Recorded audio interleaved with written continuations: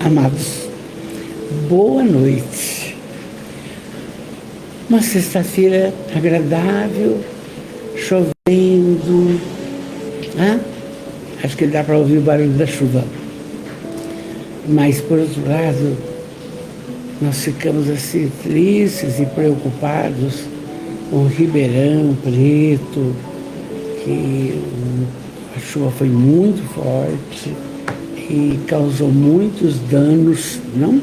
Mas está na proposta divina tudo, não é? Então, vamos lá. Uma fala da Joana. O despertar da consciência. Oi, Marcos, amor, boa noite.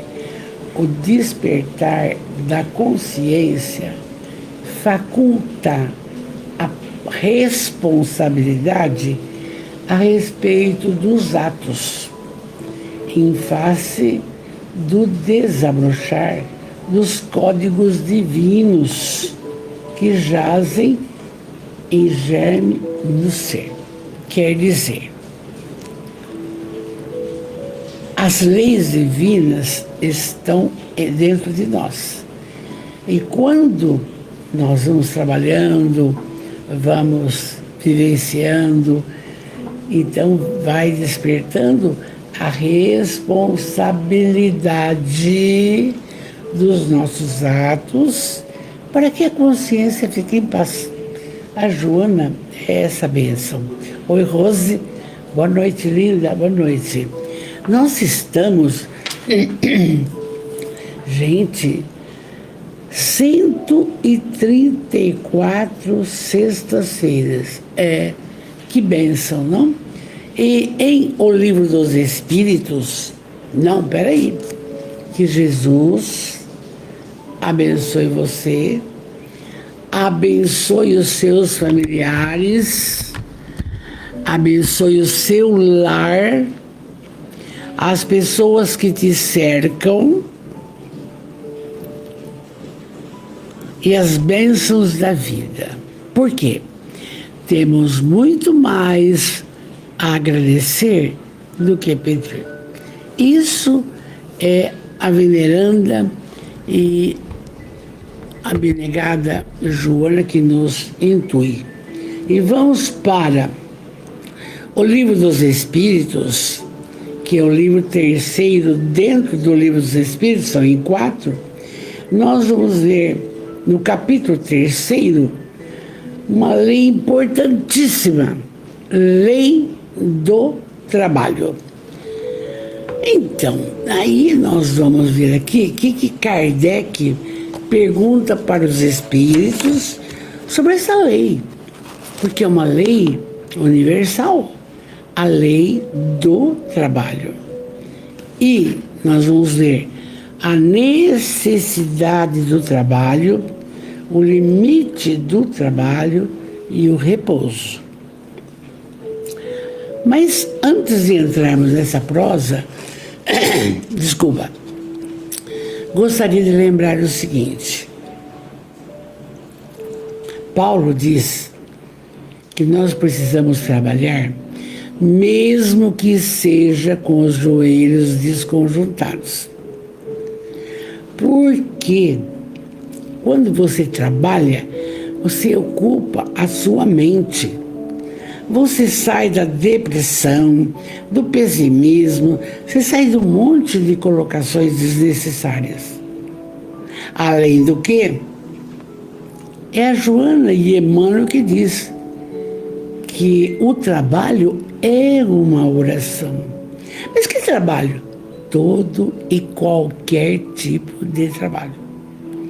A necessidade de trabalharmos constitui um imperativo. Ah, mas eu já aposentei, eu já fiz a minha parte. Não tem nada disso. Nós temos que continuar. Por quê? Tudo que fizermos, de bem ou de mal, vai no nosso perispírito. E lá na espiritualidade, e aí? Porque a Joana de Ângeles e a Amélia Rodrigues, vocês não estão vendo que elas estão trabalhando? Você não viu o Kardec 14 anos para codificar a doutrina espírita? 14 anos, entende? Então, a necessidade do trabalho constitui uma urgência. E eu falo para vocês, o meu marido tem 91 anos. Passou por várias colocações de saúde, muito bem. Mas digita todos os relatórios circunstanciados que eu preparo das instituições, todos os ofícios, agradecimento, pedindo em todo lugar que eu estou envolvida. Essa parte datilográfica é ele que faz. Então, é bom, está ocupando a mente. Está cansado, vai deitar.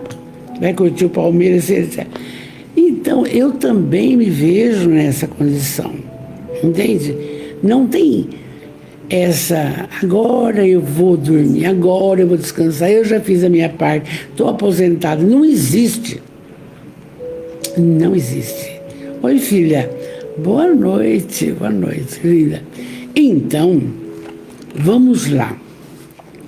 Necessidade do trabalho. Está aqui em O Livro dos Espíritos. Na questão 674, está assim. A necessidade, uma pergunta que o Kardec faz e os espíritos vão responder.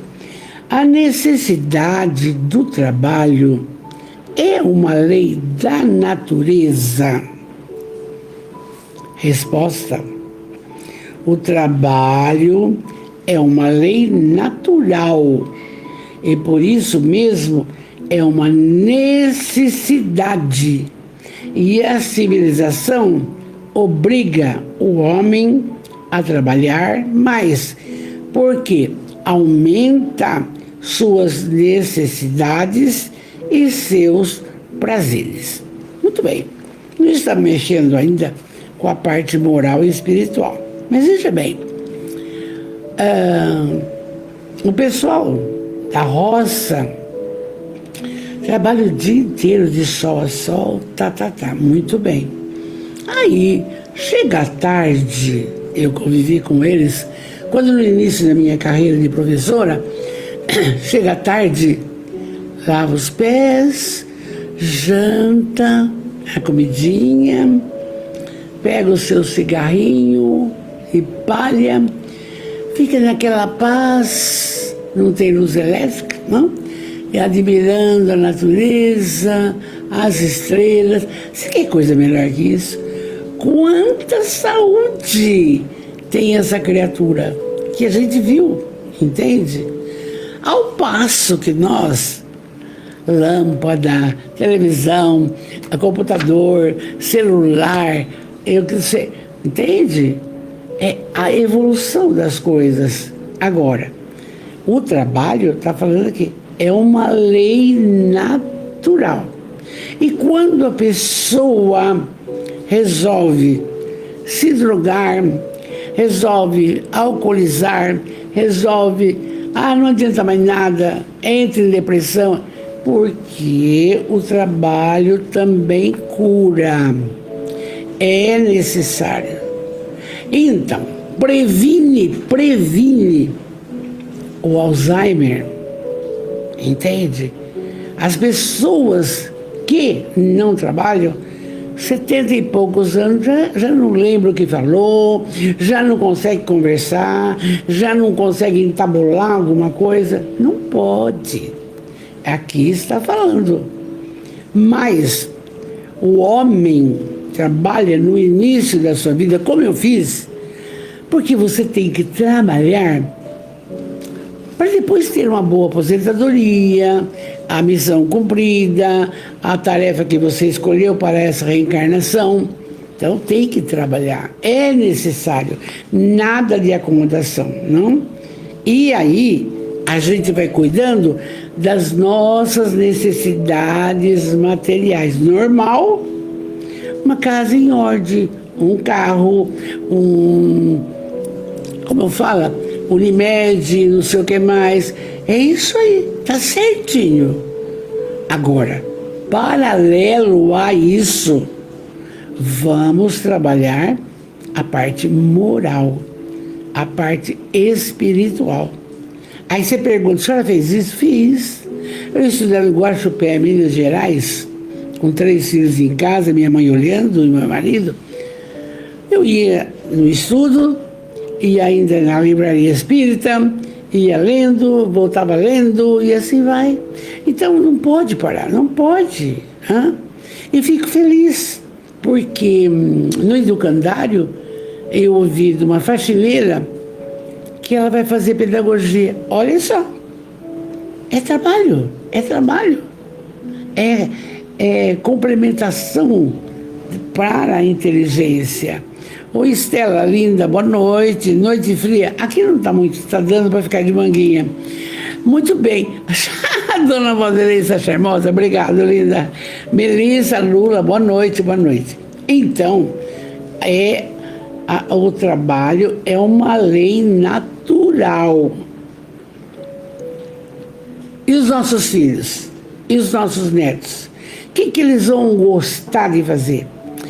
Interessante que eu vou introduzindo aqui alguma coisa, porque, gente, antes de reencarnar, nós assumimos um compromisso, mas a gente não sabe qual é, entende? Então, aí você chega na família que você escolheu, aí o pai e a mãe quer que você seja professora, quer que você seja advogado, quando na realidade não é esse o compromisso que você tem. Então, com o tempo, você vai descobrir o que é que você gostaria de fazer de trabalho e que te dá uma satisfação. Oi, Ada, linda, boa noite. Entende? De pequena, eu sabia que eu queria ser professora, acabou. Estou vivendo meus últimos dias assim. Então, nem isso nós sabemos. E é por isso que a gente tem agora testes, sei lá o quê, para saber, teste vocacional, não sei se vale, sei lá, mas que nós trazemos uma carga energética daquilo que queremos ser, trazemos. Vai saber? Não. Tá? Vamos em frente. Na 675, a pergunta é: não se deve entender pelo trabalho senão as ocupações materiais? Mas é só lavar, passar, cozinhar, dar aula, advogar, dirigir, é só isso. É só isso. É só isso, gente. Resposta: não. Não é só isso. O espírito trabalha como o corpo. É bonito isso. Porque esta matéria densa tem um espírito. E aí é que vem os compromissos que temos que realizar durante esta caminhada. Olha, veja bem, o espírito trabalha como o corpo. Toda ocupação útil é um trabalho. Trabalho voluntariado, uma bênção. Imagina. Eu me lembro que quando o padre Eutímio era vivo, eu lecionava na Vitor Almeida, espírita, ele sabia. Ele falou assim para mim: eu vou te fazer um pedido. Eu falei: pode fazer, padre. Eu quero que você lecione educação moral e espiritual. Se você quiser falar de espiritismo, mas não é para falar. É para trabalhar a moralidade. Posso. 1 ano. Então você vê, todo trabalho é dignificante. Toda ocupação útil é um trabalho. Cuidar de uma planta, varrer um quintal, catar um lixo, cuidar de um gato, cuidar de um animal, atender um telefonema, não sei, é uma infinidade de coisas. Né, a Andreoli, ela que tem um monte de bichinho. Então, toda ocupação útil é um trabalho. E se é um trabalho, é uma oração. Você fica bem. Quando estamos proseando aqui com a nossa família espiritual, eu fico assim, meu Deus, o que eu vou falar? De tanta coisa que tem, porque o tema é maravilhoso. E aquela criatura que não trabalha, que bebe, que se droga, nós nem podemos fazer nenhuma crítica ou comentário, porque a semeadura é farta, a colheita é obrigatória, ou nessa ou em outra vida. Agora, com referência a isso, orar pelas pessoas. Não é para criticar, não é para nada, orar. Quem sabe há uma mudança, talvez, entendeu? Jonalém, boa noite, querida. Cleuzinha, boa noite. Então, a Cleuzinha, a Melissa está falando para a Cleuzinha, feliz aniversário para você, um beijo, meu amor. Marlene Bisoni Teixeira, boa noite, querida. E nós, principalmente as mulheres, você não faz só o seu trabalho do ganha-pão fora de casa, lecionando, ou em Bitinga, que tem essa fartura de trabalho cortando, etc. E os afazeres domésticos? Quase ninguém valoriza, mas arrumar uma cozinha, limpar um fogão, lavar uma roupa, engomar uma peça, trocar. Pensa que é brincadeira? Não? E é todo dia. Cansa, mas faz parte, não é? Então veja bem, veja bem, olha, não se deve entender pelo trabalho senão as colocações materiais. Resposta: não, o espírito trabalha como o corpo, porque está dentro da gente. Toda ocupação útil é um trabalho. Você, às vezes, sentado aí onde você estiver, ouvindo essa prosa, é um trabalho. Porque quantas pessoas não querem saber desse lado espiritual e moral da história? Não pode, gente. Nós temos um espírito e perispírito e que vamos levar esses conhecimentos. Claro que vamos.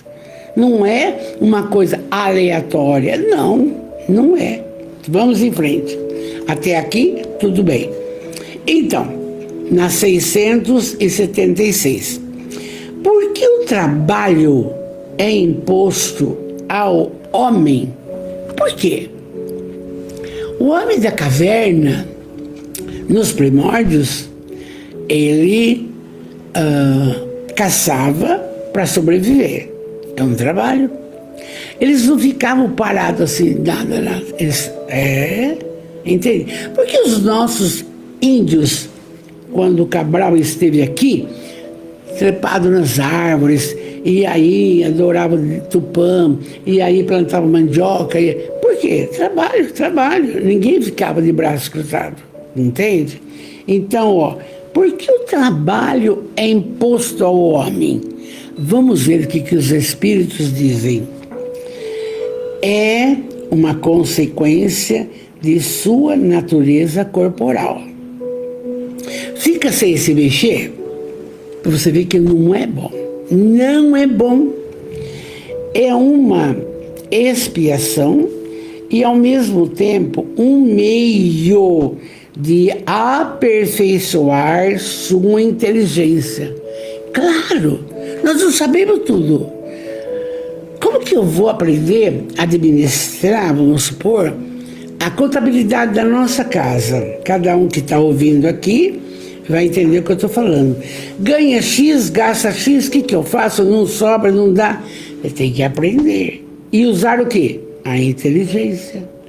Interessante que nesse aspecto Eu demorei para entrar nesse contexto, porque quando o marido ficou doente há 25 anos, foi outra colocação, era tudo, entende? Mas hoje a gente se organiza de uma tal forma que você sabe onde está o número do cheque, é isso aí, é trabalho. Então está aqui, ó, e é para melhorar a inteligência. Por quê? Gente, nós estamos minuto a minuto, hora a hora, dia a dia na Terra, que é uma escola de aprendizagem. Eu sempre digo, eu sou professora para fazer o que eu faço hoje. 7 instituições e isso aqui. Então, é isso aqui. É para aperfeiçoar a inteligência que faz parte do espírito. Porque vai ficar matéria. Não está aqui na caixa e aí vai ficar na terra. Não, está aqui. Sem o trabalho, diz os espíritos, o homem permaneceria na infância da inteligência. Aí, se não trabalhasse, ia ficar aquele homem primitivo. Se tem comida, come, se não tem, não come, mata o outro para comer, antropófago, entendeu? Assim mesmo, para sobreviver, dava um jeito, matava o outro. Então, sem o trabalho, o homem não desenvolve a inteligência. Aqui eu quero fazer um lembrete. Às vezes uma pessoa está com 60 e poucos anos, já está com depressão. Gente, não pode. Acorda, ora bastante. Depois, toma paz. Depois, porque se você ficar pensando negativamente, você vai sofrer a influência dos espíritos inferiores. Que é pior. E a depressão? Aí eu só quero ficar na cama, da cama no sofá, do sofá na cama, aí não quero comer, aí não pode, levanta, tenha um ânimo, faça uma oração, que a oração aumenta a sua energia, a sua capacidade. A oração é isso. É aí, arruma uma gaveta, arruma uma roupa, remenda, faz alguma coisa, cuida de uma planta, distrai, usa a capacidade intelectiva. Não tem jeito. Ah, mas aposentei. Não tem problema. Divaldo, 98 anos, coordenava a Mansão do Caminho. Chico, 92. Emmanuel, até uns anos antes dele desencarnar. Então, e quantas obras, e quantos livros? Agora, veja bem, como que a doutrina é linda, porque ela consola, ela está dando o caminho. Você aposentou, vai arrumar outra coisa para fazer. Ah, vai, não, aquilo não deu certo, vai para outro. A senhora gosta que fala que vai trabalhar, né? Vamos em frente. Então, olha só. Sem o trabalho, o indivíduo permanece na infância. Aqui não desenvolve. Por isso, o homem não deve seu sustento, sua segurança, seu bem-estar, senão ao seu trabalho e atividade. Conversando com meu marido, agora mesmo, antes das 6 horas, ele disse que tinha 7 anos, de vez em quando ele lembra umas coisas. E ele, então, ia levar leite, o pai punha no latão, na carroça, e ele ia do lugarzinho chamado Curupá e levar lá para Tabatinga. Uma criança de 7 anos não pode nem com latão. Veja bem. E aí meu sogro falava, esse é número 1, porque ele trabalhava.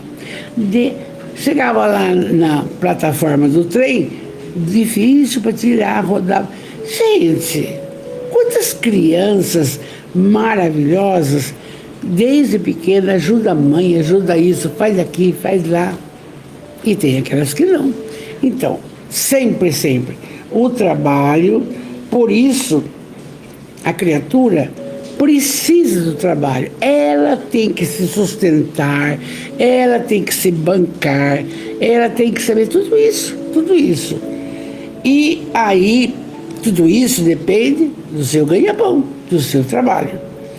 Aquele que é muito fraco de corpo, Deus deu a inteligência para isso suprir, mas é sempre um trabalho. De repente a criatura franzininha não consegue, mas consegue mexer no computador, consegue costurar uma roupa, entende? Não vai fazer uma coisa pesada, mas vai fazer alguma coisa. Vocês lembram do Jerônimo Mendonça? Já citei algumas vezes. Era um homem lindo, maravilhoso. E ele, então, começou a ter uma doença que os músculos vão se atrofiando, uma atrofia muscular. E ele, então, continuou trabalhando, fazendo palestras.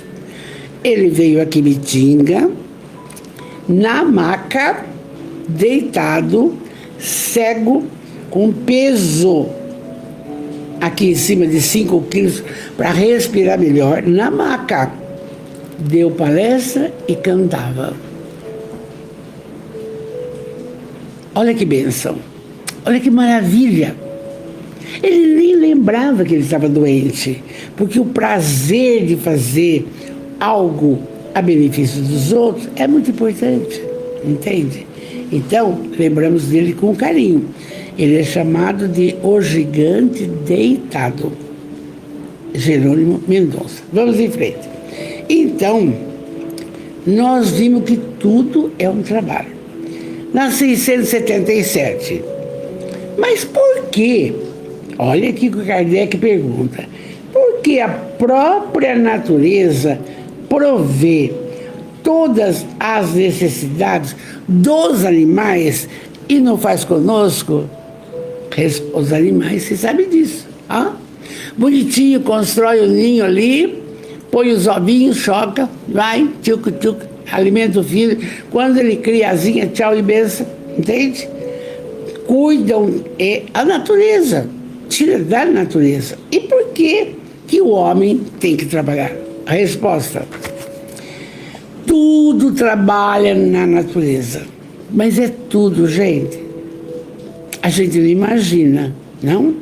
Que uma sementinha vai dar um abacateiro, uma sementinha vai dar um mamoeiro. Calcula como a natureza trabalha? Então, tudo trabalha na natureza. Muito bem. Os animais trabalham como você, mas seu trabalho, como sua inteligência do animal, é limitada.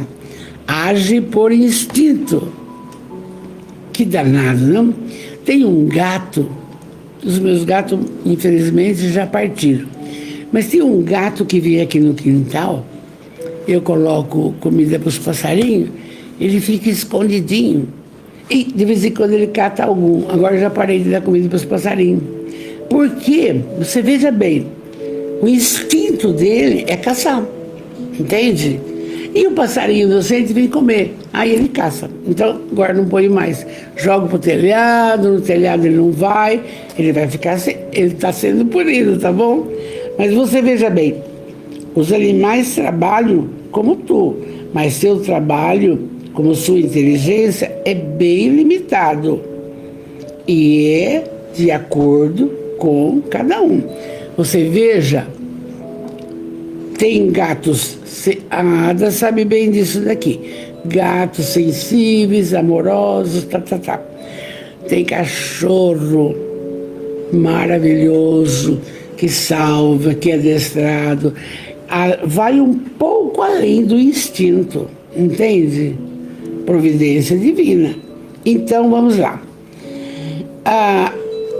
Tudo trabalha na natureza, nós já vimos. Os animais trabalham, mas de acordo com o seu instinto e a sua conservação. Aí nós vamos ver o seguinte, quando ele fala assim, o espírito, quando digo que o trabalho dos animais é limitado ao cuidado de sua conservação, porque ele trabalha é para se alimentar. O instinto dele é de conservação, é outra lei. Quando ele fala isso, entendo o fim a que se propõe trabalhando. Mas eles são inconscientemente e tudo provendo suas necessidades materiais, agentes que secundam os desígnios do Criador. E seu trabalho não concorre menos ao objetivo da natureza, se bem que muito frequentemente não descobrimos o resultado imediato. Por quê? Porque é o seguinte, eles agem por instinto. E nós temos pessoas já reencarnadas na evolução que teve, que agem por instinto. Se conduz como animal, mata o outro. Para quê? Mata o outro. Se suicida. Por quê? Então, a inteligência está minguada, tá? E os animais, quando eles agridem, é para se defender ou alimentar-se. O instinto é esse. Ele foi criado para isso, não é? Então, aqui está fácil. Na 578, com referência ao trabalho ainda. Uma pergunta ótima que o Kardec fez. Nos mundos mais aperfeiçoados, o homem está submetido à mesma necessidade do trabalho? Vamos pensar assim, Plutão já é inferior, mas vamos pensar em Sagitário, algum outro planeta. Escuta, aí também tem necessidade do trabalho? Precisa trabalhar aí? Resposta. A natureza do trabalho é relativa à natureza das necessidades. Quanto menos as necessidades são materiais, menos o trabalho é material. Claro, se é um planeta melhorado, não precisa. Vai fazer o quê? Trabalhar a parte moral, espiritual e etc. Mas não criais com isso que o homem fica inativo e inútil. A ociosidade seria um suplício em lugar de ser um benefício. Aí fica fácil. Pega o livro Nosso Lar, veja bem, gente, quanto trabalho.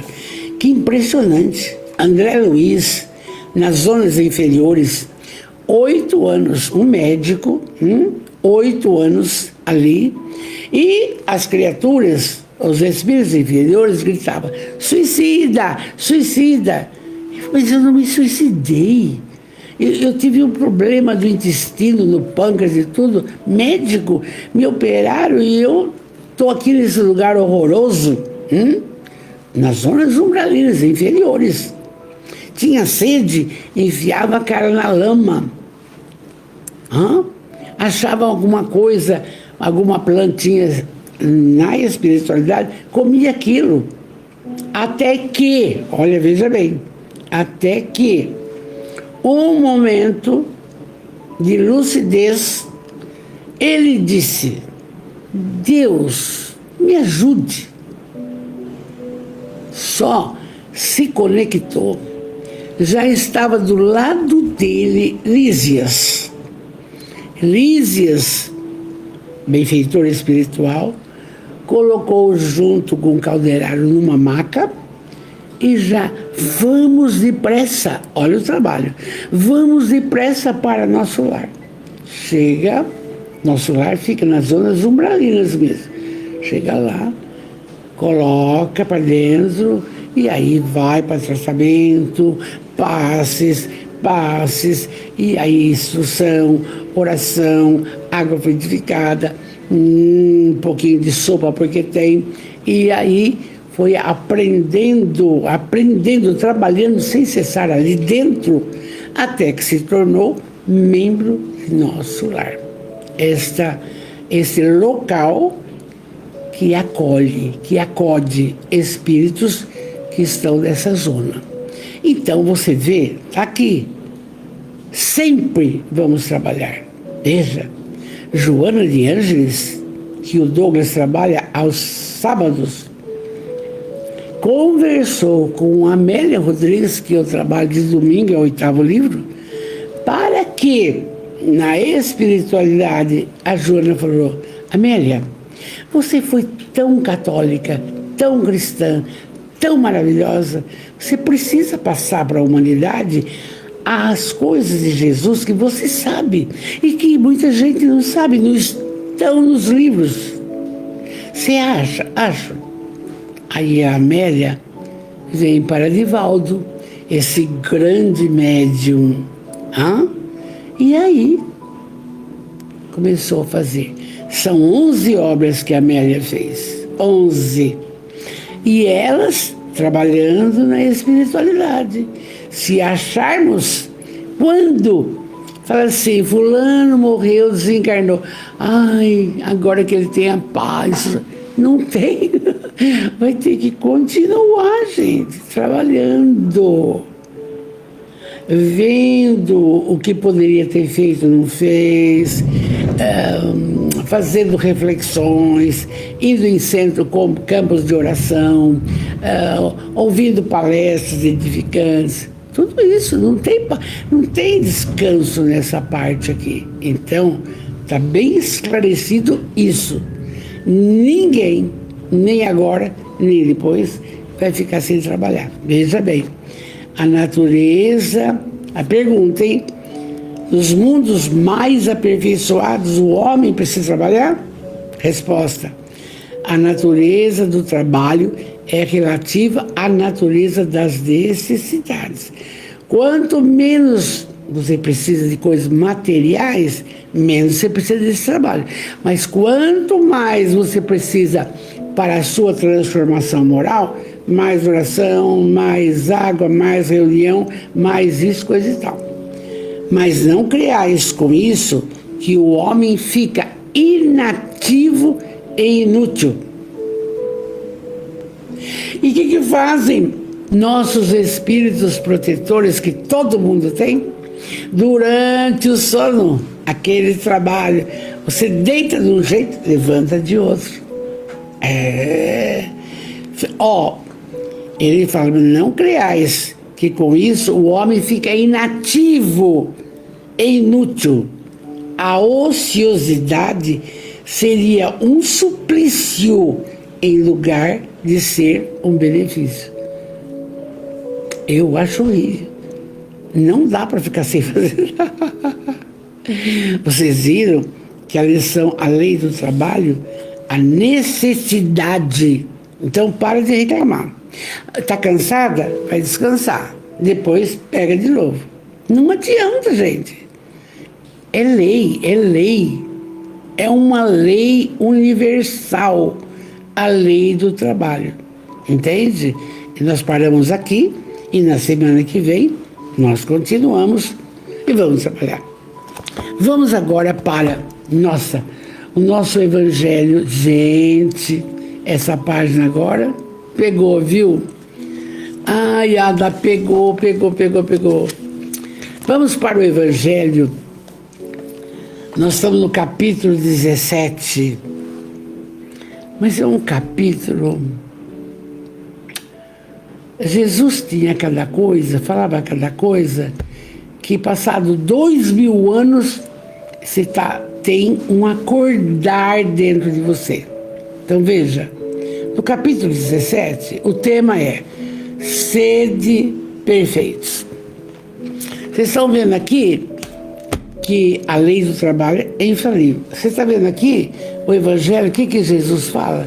Sede perfeitos. Que dificuldade. Como é que faz para ser perfeito, Jesus?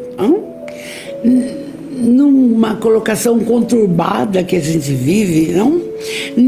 As realizações não são como você espera, os netos, os bisnetos, meu Deus, não. Mas aí você tem que dar conta de você. Não é do neto, da neta, do filho, da filha, é de você. Não é do marido, é de você. Então vamos lá. Nesse capítulo Sede Perfeitos, é o capítulo 17 do Evangelho, começa caracteres da perfeição. Aí começa a colocar algo, como que vamos fazer para nos tornarmos um pouco perfeitos. Por quê? Porque nós, gente, todos da nossa família espiritual, se nós estamos reencarnados, é porque nós somos imperfeitos. Sim, imperfeitos. Perfeito é aquele espírito iluminado. Nós não chegamos nesse patamar ainda. Um dia, depois de milênios, vamos chegar. Então vamos ver lá. Aí fala, Jesus está em Mateus. Mateus era aquele cobrador de impostos que Jesus falou, vem. Ele largou tudo e seguiu Jesus. Era a criatura que era alfabetizada dos 12 apóstolos. Os outros semi-analfabetos ou analfabetos. Mateus não. Mateus ele era cobrador de impostos, ele dava com jeito e tudo, não? Então é dele, ele escreveu o Evangelho, que está no Novo Testamento, no capítulo 5, versículo de 44 a 48, tem uma falinha que ele colocou de Jesus. Está assim, caráteres da perfeição. 1, já começa difícil, hein? Amai os vossos inimigos. Fazei o bem àqueles que vos odeiam e orai por aqueles que vos perseguem e vos caluniam. Porque se não amais, senão aqueles que vos amam, que recompensa com isso tereis? Os publicanos não fazem isso também? E vós? E se vós não saudardes, senão vossos irmãos, que fazeis nisso mais que os outros? Os pagãos não o fazem também? Então Jesus está dando uma lição, mas ele começa danado, né? Começa aqui, amai os vossos inimigos. É difícil, né, Cleuzinha? É muito. O Jesus é danado, né? Então, aí ele fala, está em negrito aqui. Sede, pois, vós outros perfeitos, como vosso Pai Celeste é perfeito. Mas Deus é o Criador. É claro, Ele é perfeito. Ele é o Criador. E Jesus, o seu Filho, mais iluminado do planeta, esteve na formação, esse Espírito, na formação da Terra. Você calcula o nível de espiritualidade de Jesus. Ele é o essencial, a luz do mundo, o sal da terra, caminho, verdade e vida. Ninguém vai ao Pai se não for através de Jesus. Mas ele disse, sois deuses, podereis fazer mais coisas que eu faço. É um elogio até, né? Coitado. Mas, na medida do possível, cada um da nossa família espiritual vai fazendo. A Ada está cuidando de animais, beleza? E eu não quero. Eu não vou participar para cuidar de velho, só do meu marido. Mas de criança, adolescente, parará, vamos. Então, está aqui. Sede, pois, vós outros perfeitos, como vosso Pai Celeste é perfeito. Dificílimo. Nascemos simples e ignorantes. Já melhoramos bastante. Eu tenho dito, às vezes, nas próximas falas, ou no centro espírita, nós já saímos da infância espiritual. Nós estamos na adolescência já. Nós temos que vencer alguns obstáculos para granjear mais colocação na moralidade, entende? Mas já saímos da infância, o homem da caverna, já saímos. Ora, nós estamos raciocinando, conversando, parará. Oi, Deise, linda, de Angra dos Reis, linda, boa noite. Então, não está difícil, mas não é impossível. Mas temos que lutar para isso, não? E aí vem uma explicação de Kardec sobre essa fala. Sede, pois, vós perfeitos, como o Pai é perfeito. Vamos lá. Vamos ver o que a doutrina espírita nos passa.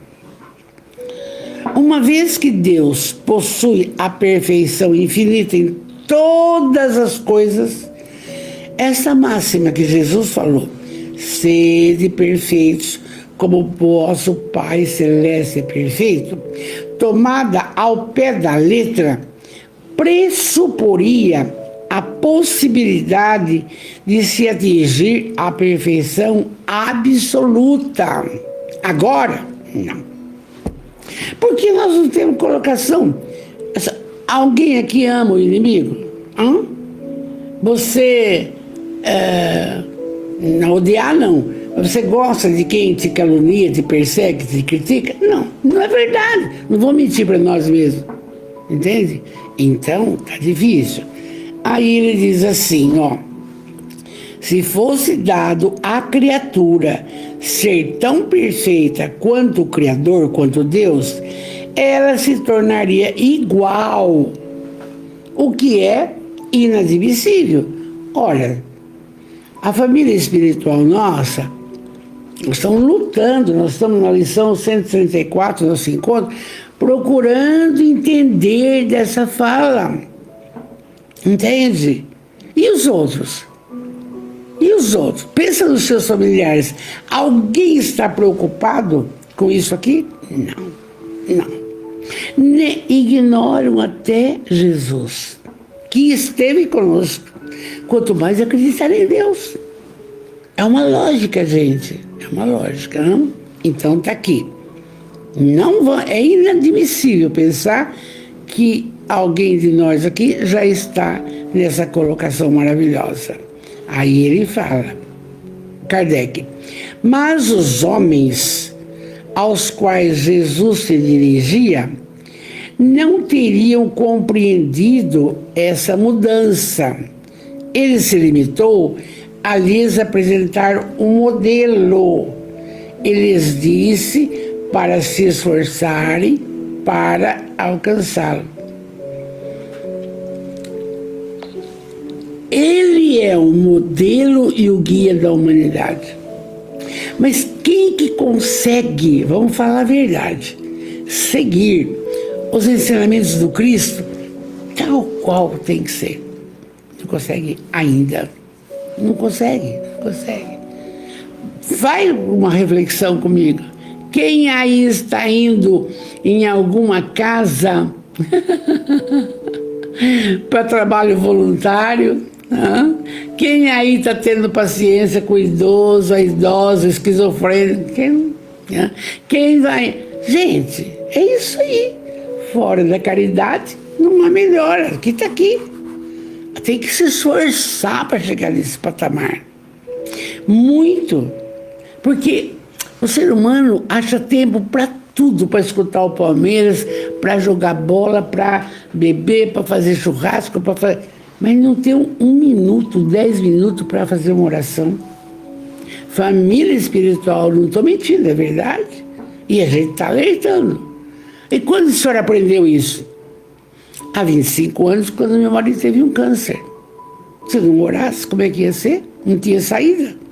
Então, não vamos esperar a dor bater na porta para esse acordar, porque a dor educa, a coisa chega. A conta chega.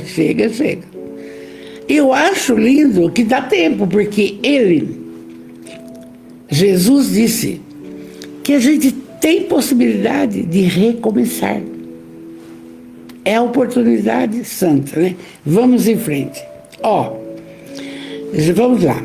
É preciso, pois, entender por essas palavras a perfeição relativa, aquela da qual a humanidade é suscetível e que mais a aproxima da divindade. Mas que é essa perfeição? Qual que é? Qual é o modelo? Aí Jesus dá o modelo. Amar seus inimigos, fazer o bem àqueles que nos odeiam, orar por aqueles que nos perseguem. Aí sim, você já tem uma metade do caminho do ser perfeitos. Vai tentando, não é verdade? Então, Jesus mostra assim que a essência da perfeição, a essência, o necessário, é a caridade, em sua mais larga acepção, porque ela implica, a caridade, a prática de todas as virtudes. Então não adianta, isso tem que brotar da alma, a prática de fazer ao semelhante o que gostaria que vos fizesse. Quando eu lembro que meu pai deu uma casa de tijolo para o meu marido e 2 irmãos, e nós fomos para a casinha de tábua, isso não existe. A caridade não é só os 10 reais que você dá, ou a lata de óleo, etc. Não é. Mas também é. Amaral Carvalho vive só de doação das pessoas para manter o Hospital do Câncer aqui em Jaú. Tem que ajudar, tem que ajudar. Então, gente, ó, tá claro e não tá difícil. Jesus mostra que a essência da perfeição é a caridade, em sua mais larga acepção, porque implica todas as virtudes, a paciência, a tolerância, a resignação, a bondade. Eu não sei, entende? É difícil.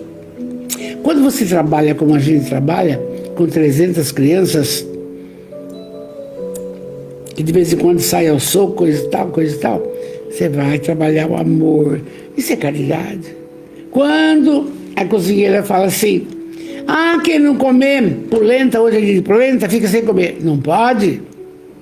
Vai dar arroz e feijão para quem come. Os baianos só gostam de arroz com farinha ou feijão com farinha. Faz isso para ele, é alimentação. Gente, a caridade é um âmbito muito grande, muito grande. Então, está aqui. Começa bem para nós, não? Cuidar dos animais, cuidar das plantas, cuidar de gente. Com efeito, se observa os resultados de todos os vícios e mesmo dos simples defeitos, se reconhecerá que não há nenhum que não altere mais ou menos o sentimento da caridade, porque todos têm seu princípio no egoísmo e no orgulho, que são a sua negação. Porque tudo o que supericita o sentimento da personalidade destrói, ou pelo menos enfraquece, os elementos da verdadeira caridade. Porque é o seguinte, como que a gente é difícil? Vamos refletir. Cada um precisa fazer uma autoanálise. É egoísta? É orgulhoso? É vaidoso? Não digo a vaidade de parecer bem diante das pessoas. Eu digo uma vaidade de possessividade, de dinheiro, de coisa. Espera aí. Então, isto daí são os piores defeitos. São os piores. O orgulho, a vaidade, o egoísmo, a negação das coisas, piores. Então, isso não nos conduz para frente. E destrói, é um sentimento da personalidade que é destruída. Ou, pelo menos, enfraquece a verdadeira caridade. A verdadeira caridade. Vamos ver agora o que ele fala que é a verdadeira caridade. Benevolência, ter paciência com todos. Indulgência, perdoar todos, tudo. A abnegação, doar-se o seu tempo, a sua hora.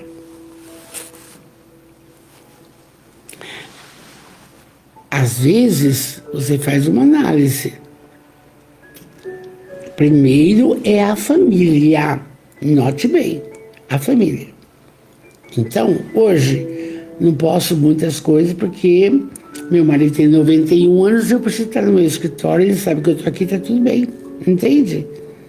Mas nem por isso eu deixo de trabalhar. Veja bem.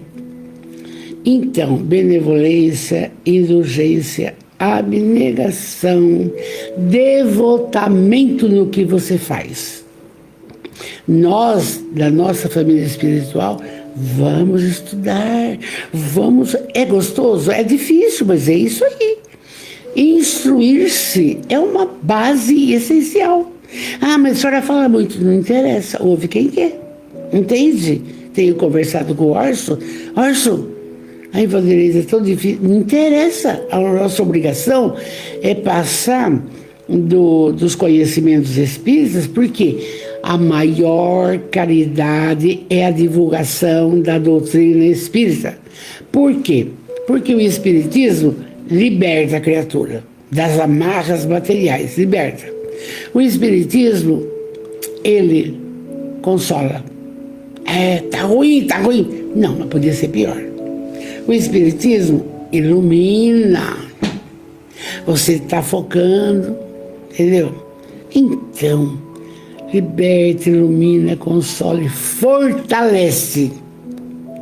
O espiritismo fortalece. Vocês da nossa família podem acreditar que nesse momento você não está sozinho.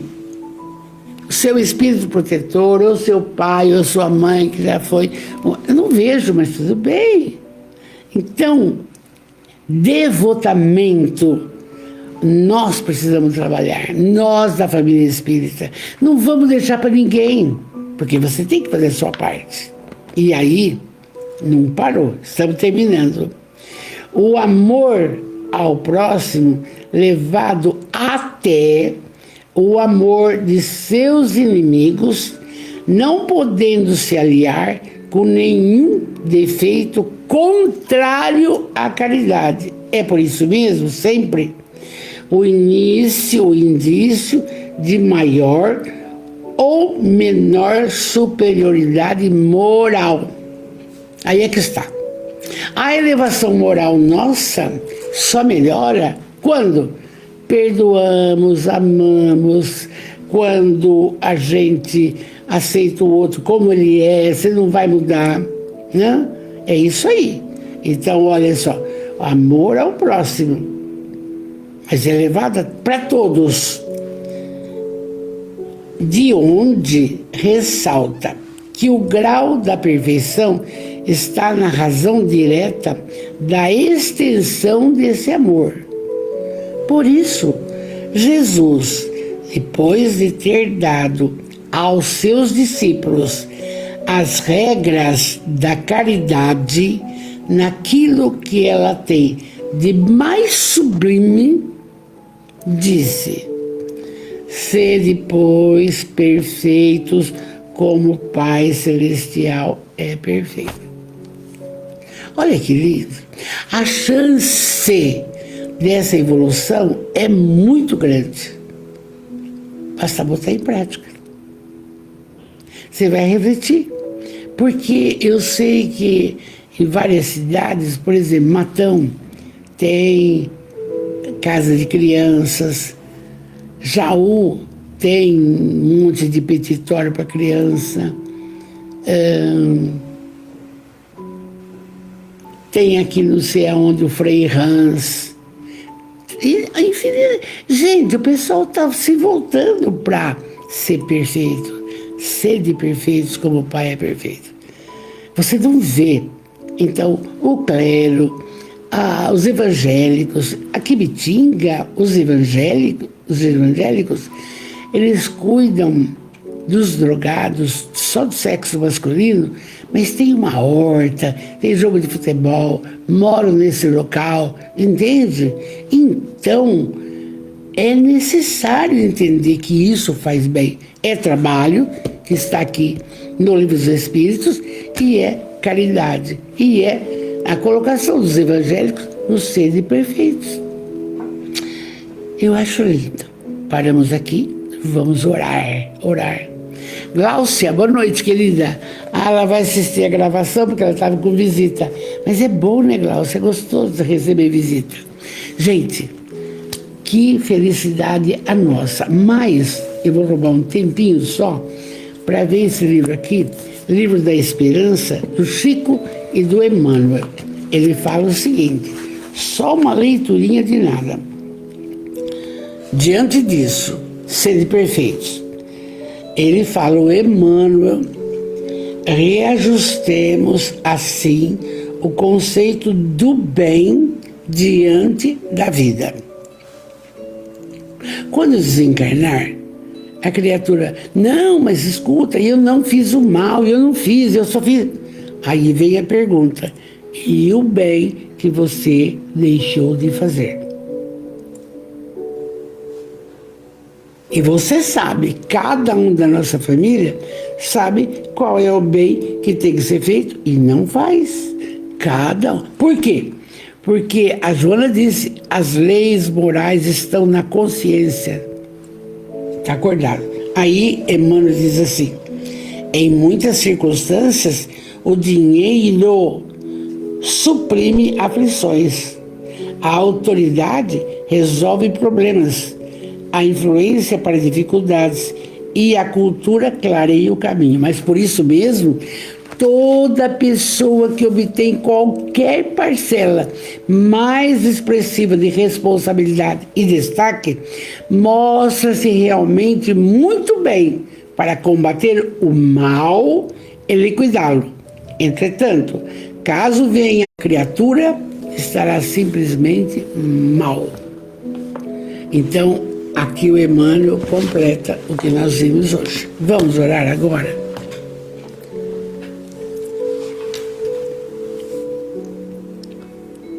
É o nosso momento, você peça o que você achar que precisa, entende? Deus de amor e bondade, Jesus, divino amigo, Espírito protetor de cada um que aqui está, ou que virá vir depois, benfeitores espirituais, amados tantos, amados, muito obrigado por tudo que nos tem concedido. Sempre digo, temos mais a agradecer do que pedir. Obrigado pelo dom da vida, obrigado por essa reencarnação, obrigado, muito obrigado pela família que formamos, obrigado pelo lar, pelas pessoas que nos cercam, obrigado pela inteligência, obrigado, Senhor, por esses ensinamentos tão profícuos para a nossa evolução. Mas diante disso, Jesus de amor, esse é o momento de todos. Então, com muito amor, nós falamos com muita alegria. E o que aconteceu? Falamos com muita alegria. Jesus, abençoe a todos,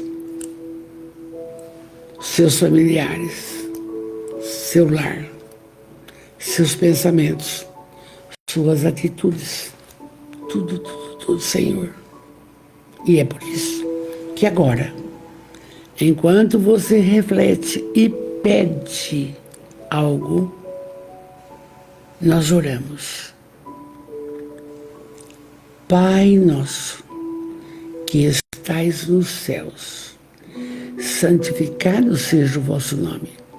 Venha a nós o vosso reino de amor. Seja feita a vossa vontade, assim na terra como no céu. O pão nosso de cada dia nos dai hoje. perdoai e não nos deixeis errar, livrai-nos do mal. Linda noite com Jesus, meu carinho, meu beijo, fiquem com Deus e vamos em frente. Boa noite.